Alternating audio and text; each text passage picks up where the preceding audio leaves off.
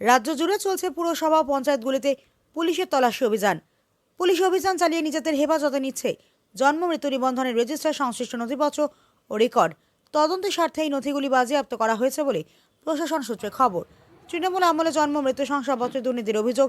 SIR এর সময় ভুয়ো বা নিয়ম বহির্ভূতভাবে দেওয়া হয়েছে শংসাপত্র। সেই অভিযোগে রাজ্য জুড়ে তল্লাশি অভিযানে পুলিশ। সালানপুর ব্লকের 11টি পঞ্চায়েত ও বারাবণী ব্লকের 8টি পঞ্চায়েতে চালানো হলো পুলিশের হানা। তল্লাশি চালিয়ে বাজেয়াপ্ত করল জন্ম মৃত্যু সংক্রান্ত রেজিস্টার ও সংশ্লিষ্ট নথিপত্র।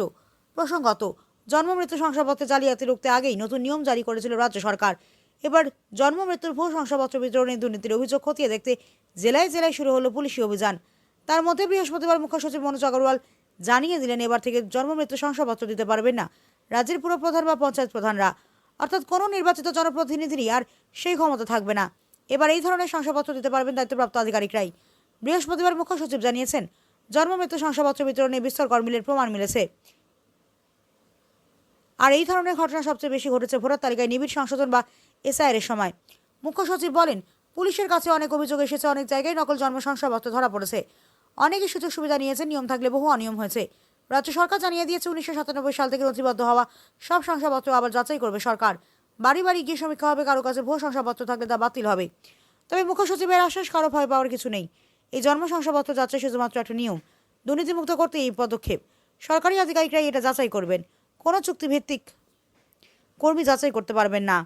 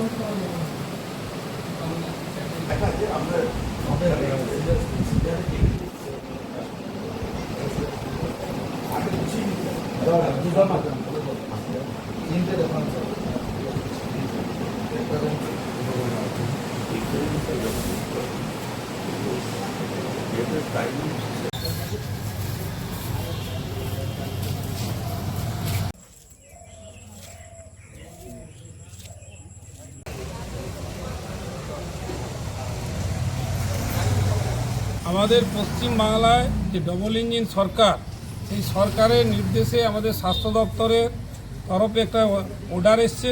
আর প্রশাসনের মাধ্যমে আমাদের বারাবণী পঞ্চায়েতে এসে ভেরিফিকেশন হচ্ছিল। আমরা ভারতীয় জনতা পার্টির তরফ থেকে খবর পেয়ে এখানে আমরা সবাই মিলে এসেছি। এখানে এসে দেখা যাচ্ছে জন্ম মৃত্যুর যে 2015 যে রেজিস্ট্রেশন অনলাইনের মাধ্যমে হয়েছিল, সেই পেন ড্রাইভও পাওয়া যাচ্ছে না।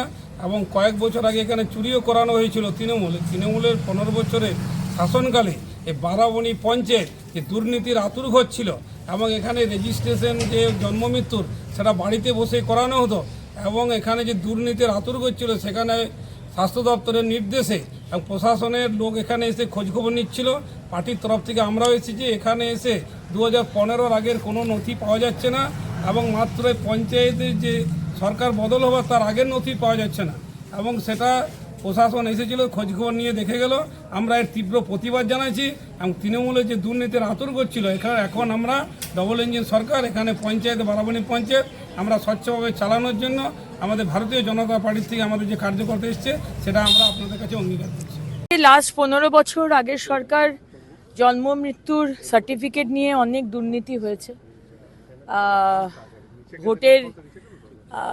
ভোটের জন্য, ভোট ব্যাংকের জন্য যারা অযোগ্য তাদেরকে সেই মতো সার্টিফিকেট দিয়ে দেওয়া হয়েছে এবং আমাদের বিশ্বাস বাইরের রোহিঙ্গা অনুপ্রবেশকারীদেরও বিভিন্ন বর্ডার ডিস্ট্রিক্টে করিয়ে দেওয়া হয়েছে। সুতরাং গতকালও ক্যাবিনেটের ডিসিশন হয়েছে যে নিয়মে বা যারা দিতে পারতো এতদিন জন্ম মৃত্যুর সার্টিফিকেট, সেখান থেকে ওটাকে চেঞ্জ করা হবে। কল্যাণ বন্দ্যোপাধ্যায়কে মহিলাদের সঙ্গে অপবাচরণের জন্য সাসপেন্ড করা হয়েছে, কি প্রতিক্রিয়া দেবেন?